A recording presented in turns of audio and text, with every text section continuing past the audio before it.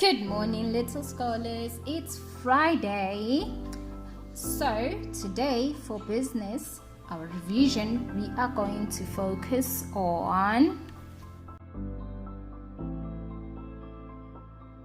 For business today, we are going to revise on growing in generosity, trusting God, stewardship, steps that you need to follow in stewardship, tithing and giving. And again, we're going to learn how to grow in faith. Matthew 25 verse 14 to 30. For the kingdom of heaven is as man traveling into a far country, who called his own servant and delivered unto them his goods. And unto the one he gave 5 talents, and to the other 2, and the other one 1. To every man according to his several ability, and straightway took his journey. Then he had received the 5 talents, went and traded with the same, and made them another 5 talents. And likewise he that had received 2, he also gained another 2. But he that had received 1 went and digged in the earth and hid his Lord's money. Why would you hide money? Is that what he was supposed to do? If the other ones managed to double what God had given them, why couldn't this other one also do the same? Instead, he hid his talent or whatever that he was given away. So, what does that tell you about this man or this servant? Giving in faith and service, giving our time, talent, and treasure. So now we are going to look at the steps to stewardship. The first step is to be faithful by honoring God with the first fruit of your income. So whatever that you get as an income, you have to give at least 10% of that. You give by honoring God, by giving your first fruit of your income. Okay, step number 2. Be disciplined in your spending decisions. So you gotta look at your budget, and then you look at the things that you want and the things that you need. So you gotta choose.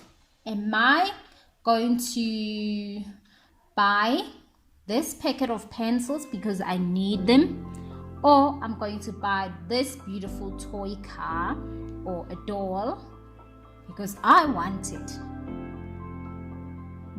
When you look at the price tag, they are valued at the same amount. Okay, so now you gotta make a decisions between your wants and your needs. That's how you have to be disciplined in your spending decisions. Step number 3, be disciplined by consistently saving a portion of your income. So let's say you get 10 rand every week for doing a great job at home, then at least you should try to save at least 1 rand. Okay, and you should do this as often as you can. Okay, so step number 4 is to be faithful by acknowledging that God owns everything, so that your purpose in life does not focus on accumulation but on becoming more and more generous. Okay, so you gotta know that everything you have, it's owned to you. It's being borrowed to you. It's all God's things. They are a loan to us. Step number 5, be disciplined to pay off your debts. If you know I've got this debt, then you have to. Lastly, be faithful to set goals for allowing God to spend you however he wants to, versus spend you versus living to spend money however you want. Okay. Treasure hunt. Memory verse 1 Peter verse 4, chapter 4 to 10. Each one should use whatever gift he has received to serve others faithfully, administering God's grace in its various forms. Bible study passage, Matthew 25 verse 14 to 28, Romans 12 verse 6 to 8. Jesus told a story to help people understand what God's kingdom was like and how God wanted them to use whatever he had given them. It will be like a man going on a journey who called his servants and entrusted his property to them. To one he gave 5 talents of money, and to another 2 talents, and to another 1 talent, each according to his ability. While he was away, the first 2 servants wisely used what they had been given by God and doubled the amount, but the third servant feared his master. He was also afraid that he would lose the little that he had, so instead of using it, he hid it away.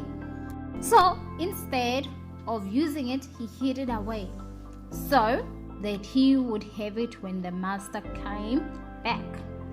The master returned and called his servants to find out what they had done. The first 2, he said, "Well done, good and faithful servant. You have been faithful with little things. I will put you in charge of many things. Come and share your master's happiness." But to the third, he said, "You wicked, lazy servant. You should have put my money on deposit with bankers, so that when I returned, I would have received it back with interest." And he took the money away from him, so he had none. Why would the Lord do that? Because he first gave him the talent and trusted him with his property, but what did he do? He didn't put those things into good use, so the master took it away from him instead. Okay. So, like that master, God had given us his things to use and enjoy, but he has given us much more than just money. The Apostle Paul says, "We have different gifts according to the grace given us." Read Romans 12 verse 6 to 8 to see what some of the gifts are. God wants us to use his gifts wisely, like good stewards, then we can enjoy them, unlike the third servant, and help others to boot.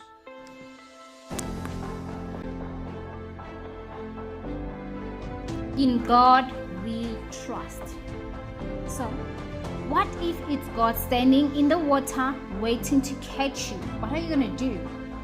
When we trust in him, we know we are taken care of because he does all the things that makes trust easy. He never lies. He's the only one who always knows what's right and does it. And he keeps his promises. Learn the trust in the Lord always. Okay.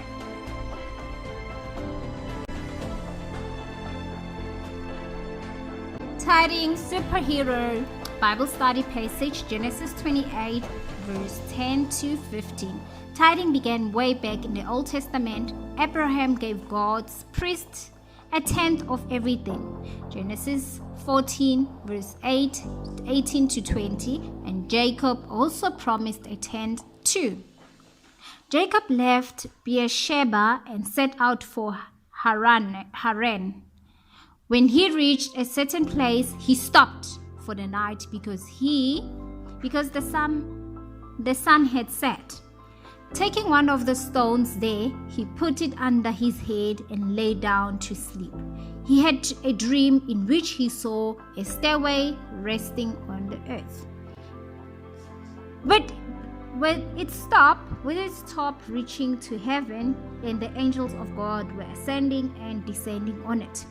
There above it stood Lord, and he said, I am the Lord, the God of your father Abraham, and God of Isaac. I will give you and your descendants land on which you are laying on.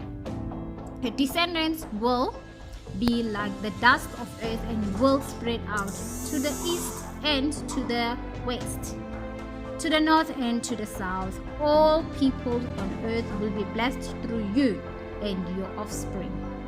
I am with you, and I will watch over you wherever you go, and I will bring you back to this land. I will not leave you until I have done what I have promised you.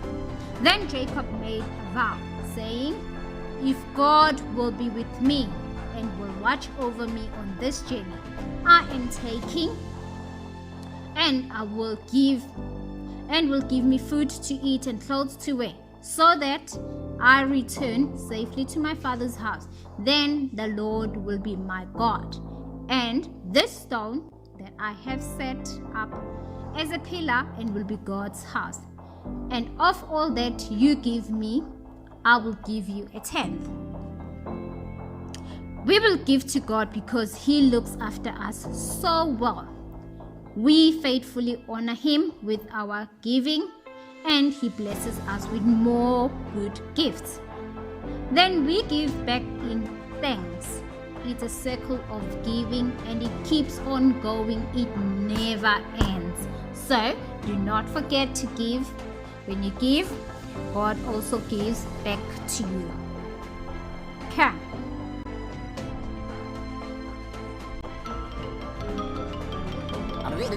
That's all, folks.